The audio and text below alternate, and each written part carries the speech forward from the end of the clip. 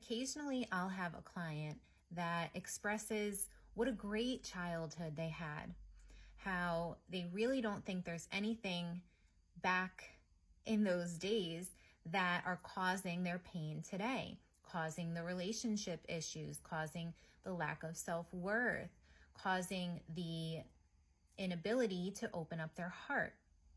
And they just don't feel like it's from childhood. And while sometimes it's not from childhood, what I have seen to be true is that it's never the event that happens that causes us to form limiting beliefs or store trauma. It's not the event. It's actually the meaning that you assign to that event.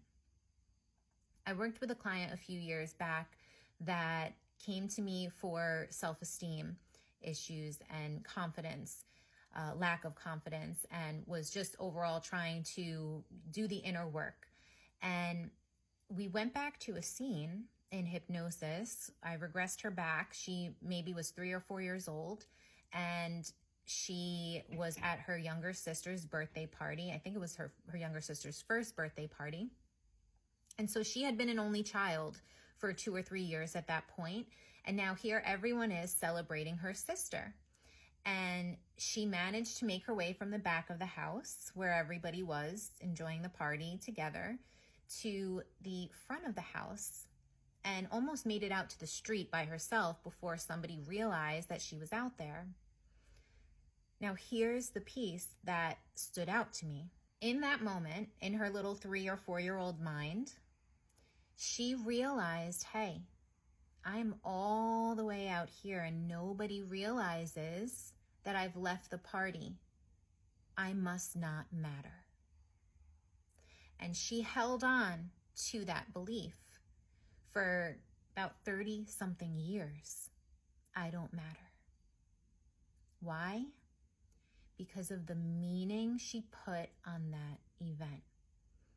It didn't matter that she was from this loving family, that her and her sister have a good relationship now. In her little mind, she felt that she was less than.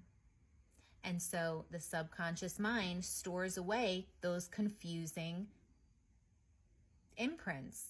And then they keep piling on top of them. Anything that comes up throughout her life that reminds her of that feeling that I don't matter, it's going to keep piling up on top of that first trauma.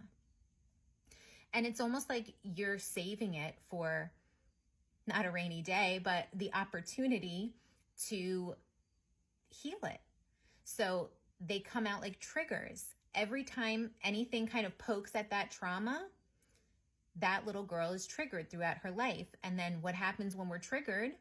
We say, oh, that's uncomfortable. I don't want to feel that. And so we just keep storing it, stuffing it down, piling on top of each other. And before you know it, there's 10, 20, 30, 50 layers of paint on top of that first layer. And all we had to do was process it. But we are not taught that in our early years. They're all just imprints that we don't have to carry around.